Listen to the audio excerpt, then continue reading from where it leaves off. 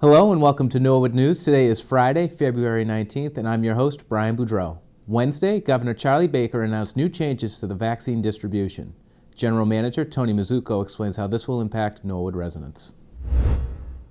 Hi folks, General Manager Tony Mazzucco coming to you with a brief COVID vaccine update.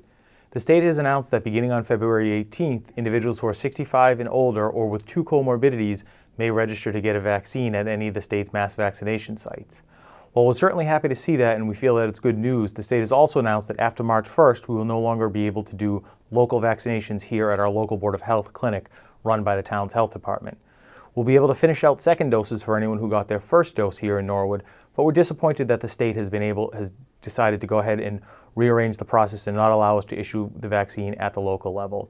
Stay tuned for more updates and we'll continue to bring you information on the vaccine rollout and COVID precautions as we have them. Health Director Sigal Reese also commented on the changes made to the vaccine distribution and gave some insight on how this will affect the town of Norwood. Yeah, well, there's definitely restriction on and a limitation on the amount of vaccine that the state is getting. We have, as a whole, a larger capacity to vaccinate than the amount of vaccine that we're getting. So from the state perspective, it's more efficient to send all their allocations to the mass vaccination sites. For us on the local level, I think we want to stress the importance of it's not one or the other, that we can, hopefully have both. This is something that local health departments, including here in Norwood, have been training for and planning for over 15 years. We have received a lot of state and federal money to stand up these plans and think about how we would vaccinate our population. We have a whole plan to work at the senior center, and actually the new high school is our backup site, working with volunteers, working with the school nurses to set up many stations of nurses and to actually have a much bigger throughput. We haven't been able to implement any of these plans because we've been getting such a small allocation of vaccine.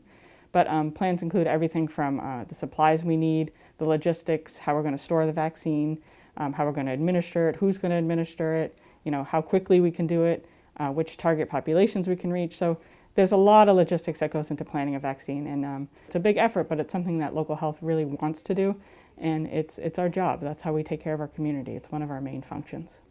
From what we understand, we will still get our second dose allocations. So I do expect that we will be able to meet the demand for the second dose. Again, everybody that got their first dose from one of our clinics should be able to get their second dose. At this point, that looks like the plan. As I say, throughout the response to this pandemic, things are constantly changing, and we'll get the message out as soon as we can if we know things are different. Thanks, Sigal, and to everyone at the Norwood Health Department for all their hard work during this time. Since the beginning of February, there has been nearly 20 inches of snow accumulated, with more snow on the way. The Town Facilities Department is working hard to make sure all the buildings are clear and safe to use for the students and residents. Chris Folan, Assistant Facilities Manager, explains what it takes to clear the schools and the town's buildings. There's 9 school buildings. Our Facilities Department takes care of 4 out of those 9, and Bill Dunn of Consider It Done Landscaping takes care of the other 5 buildings. He takes care of the ones with the bigger parking lots because he has more heavy equipment than we do, and we take care of the other buildings. So as you can see the snow around us here, this is the remnants of the Super Bowl day snowstorm. So what we do on a day like that is we know in advance roughly how much snow is going to come in. That storm, they were calling for it to pile up quickly, which it did. So we gathered up at about 1 o'clock that afternoon and got going on our storm, as did the contractors. Typically after that snow, we'll come in the next day and push snowbanks back with some of our bigger equipment. I will have the contractor come to our schools and move the snow back. I know one of the last storms we did have a day off after the storm went remote, and there were some questions asked, but it was just because there was no way to put the snow the day that we were plowing it, so we had to move the snowbanks and all that. And that's how we do it, and then we come in the next morning and do sanding and salting and get ready for the school day and all that. One thing that I would like to throw on, if we could, is I know it's very tempting, especially here at the beautiful high school, out on that hill out front, to go sledding, and I know behind some of the elementary schools. It is very, very dangerous in the middle of a storm to come out and go sledding. So we're please asking you that you don't sled parents, kids during the snowstorms. You can see the heavy equipment here working. Half the time the guys are driving forward in a snowstorm, and the other half the time they're backing up in a snowstorm. Very, very hard to see with the heavy equipment, with the boxes on the back of those trucks and the big dump beds and stuff. So it's very dangerous. We'd ask if you could please refrain from sledding during the storms. And if you come after the storm and you see heavy equipment, again, please just stay away until they're done and then have at it and have some fun. Thanks, Chris, and great work by all the men and women at the Facilities Department. We'll be right back after this.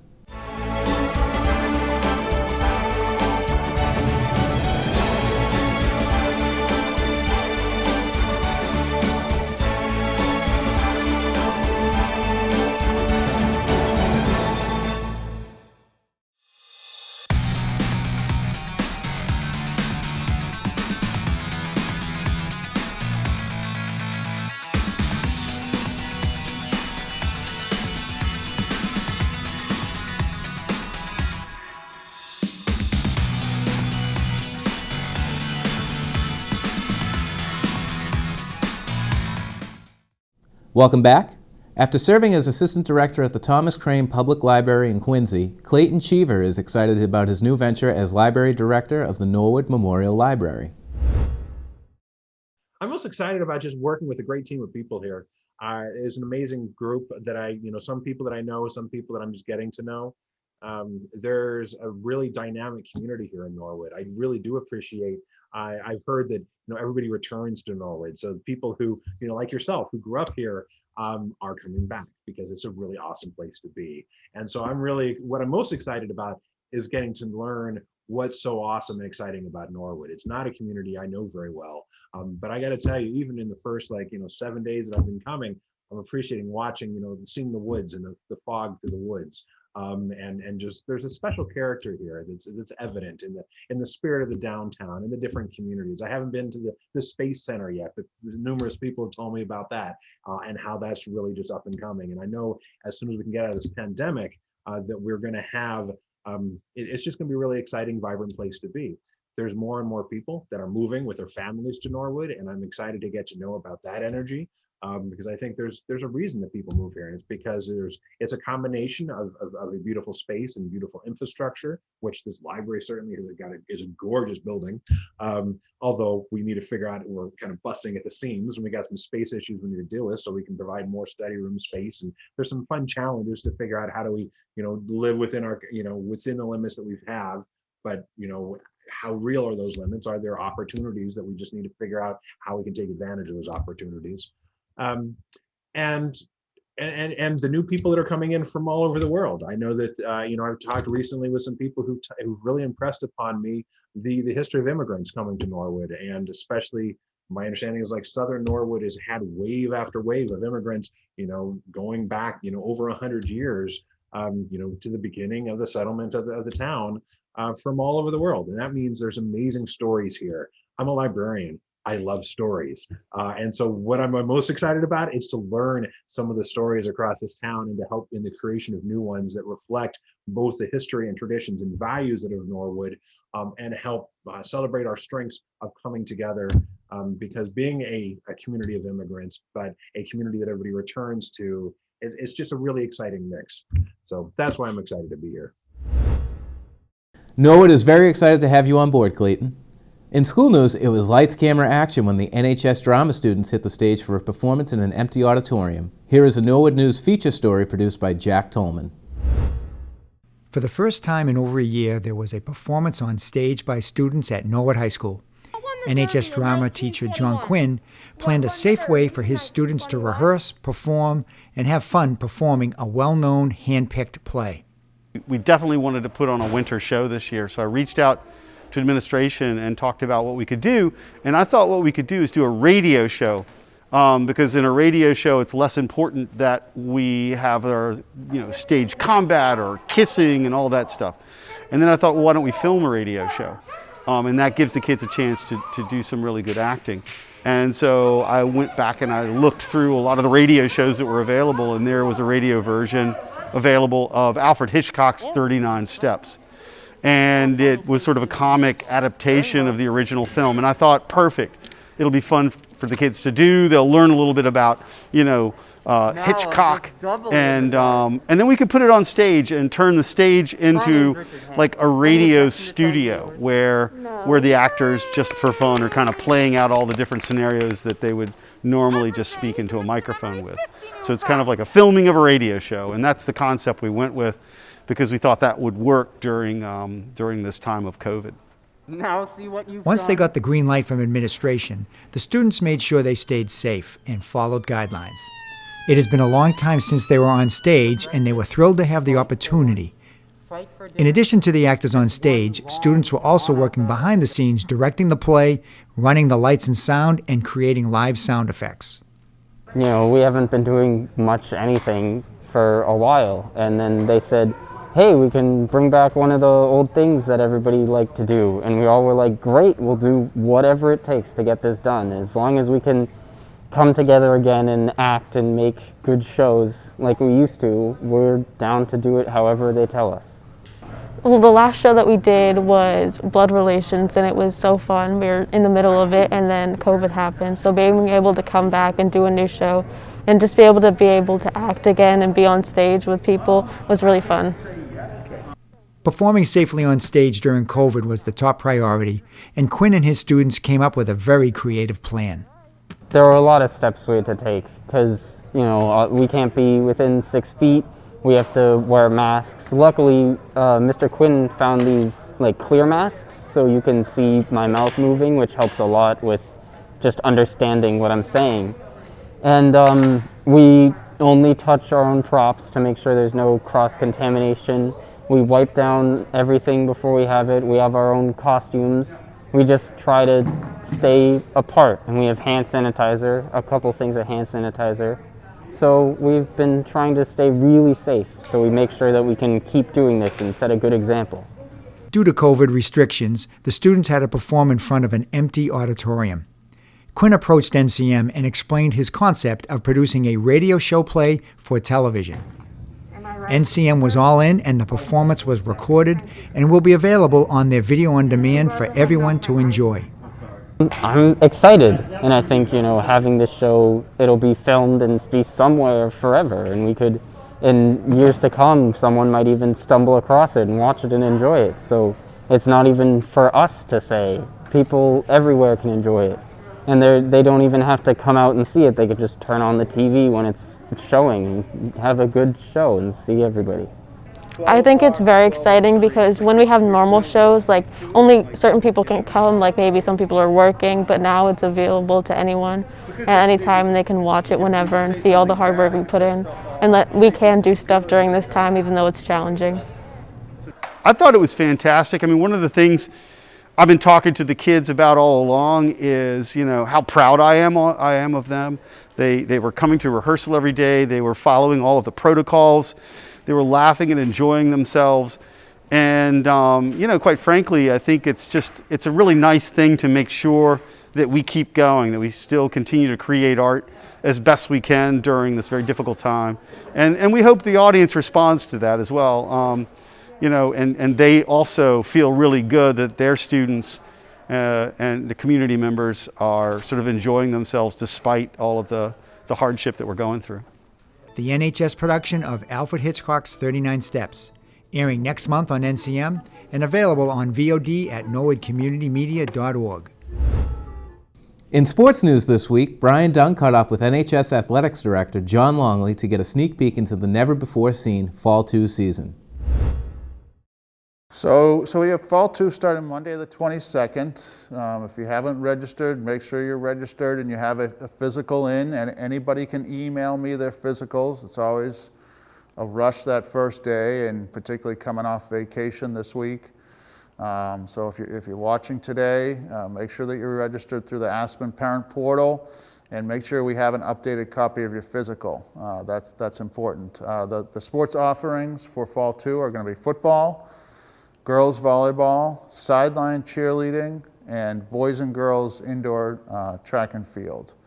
So we have a few sports that were scheduled to run this past fall, football and cheerleading, that we're not able to run, and girls volleyball that we moved to Fall 2, and then 2 sports that did not run this winter, boys and girls indoor track. With fall and winter now in the books, looking ahead, the application of outdoor sports is more feasible for Fall 2. So based on the EEA guidelines, it seems like the language that they're most concerned with as far as offering sports, particularly contact sports, are sustained contact indoors. That's really what they're trying to prevent. That's what they feel like, would put people more at risk. So, over the course of the school year or the year, I think as more evidence has come in, there's a feeling that if you're outdoors, then you're not as at risk to either transmit it, or the virus is not you're not putting people as much at risk if you're outdoors. So essentially football is going to be pretty similar to what you've seen in the past, with the exception of it being played in March and April, right? So the rules modifications really were not significant at all. It's similar to a lot of the other sports, the spacing, the mask wearing, when you're warming up, when people are on the sidelines, but the game itself is going to be basically, the same game that you've seen in the past. There's not any real stringent rule changes.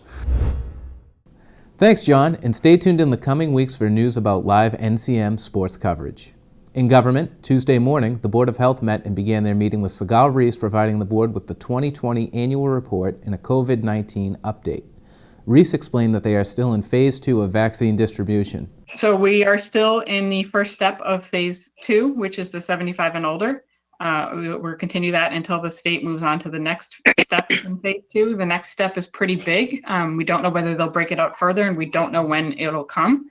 But that step includes 65 and older, and people with 2 medical conditions, and also residents living in the housing authority. So as you can imagine, it's a very big population. We expect, similar to when this current step opened up, that at the beginning it'll be pretty chaotic, with a lot of people wanting to get the vaccine immediately. But we've already seen with the 75 and older that after the first week, things really calmed down and slowed down.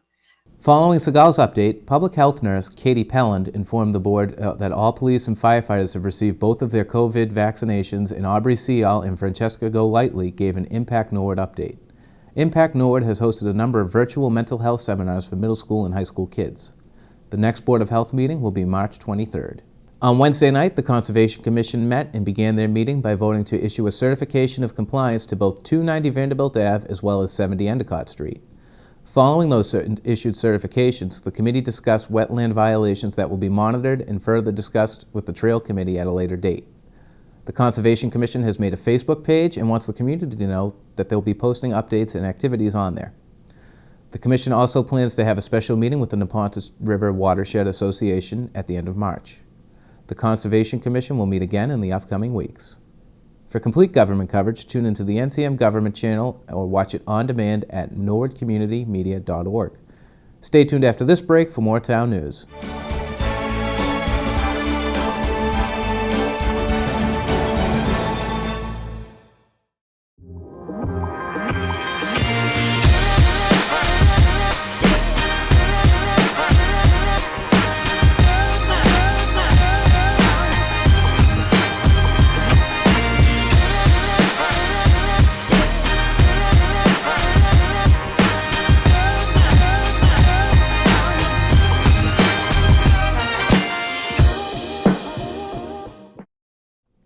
Welcome back. Beginning in February, Massachusetts and much of New England saw a shift in the weather pattern. What was a mild and dry January turned into a cold and snowy February. Joe Delicarpini, a Norwood resident and Science and Operations Officer at the National Weather Service's Boston office, explains the reasoning for this weather shift and what to expect in the coming weeks. Hi, everybody. I'm Joe Delicarpini, a Norwood resident and meteorologist with the National Weather Service's Boston office down in Norton, Massachusetts. So here's a quick look at our winter so far in Norwood. This is our observations that were taken at my house, close up to near Highland Cemetery. You can see very little, if anything, as we went through December and into January. And then you can see the two storms that are kind of highlighted here. If you look at the blue line, you can see a big jump here. This is the February 1st and 2nd storm. And then the second little bit of a jump here, which was the February 7th storm. And then since then, we've been melting just a little bit, but it's been pretty cold. So we haven't lost really a lot of the snow that we've built up so far. And we'll see how that goes as we head into spring, but for now we've got some pretty good snow cover. So there's a couple of key features I want to talk about here that really drive our weather.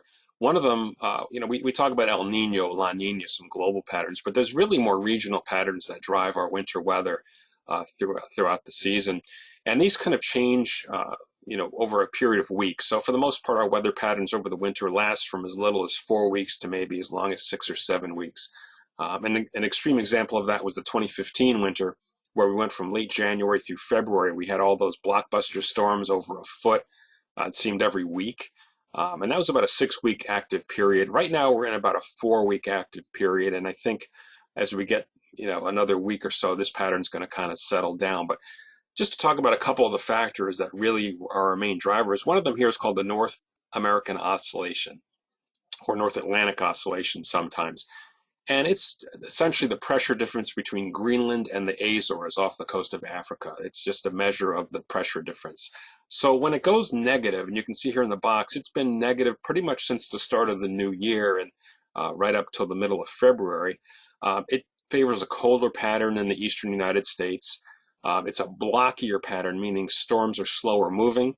So any slower moving storm is obviously going to hang around a while and give us a longer duration, more precipitation. Sometimes it's rain, but sometimes it can be snow if all things come together. Now, as we head into the early part of March, you can see the forecast here is for the NAO to trend positive, and that's going to change our weather pattern eventually as we get into the early part of March. So that tends to favor a warmer or milder pattern, faster moving storms, and those tend to be a shorter duration, so we see less precipitation. A lot of times they'll also track inland toward the Great Lakes and result in a warmer storm, much like we saw Christmas Eve into Christmas Day, if you remember that. Now, the other part of the puzzle is called the Pacific North American pattern, known as PNA. And what that is, it's a measure of the jet stream, or the jet stream pattern over North America. So on the image on the right, you can see red, which indicates a ridge, which is warmer air, and in the east, there's a trough, which is the blue shading, which is colder air.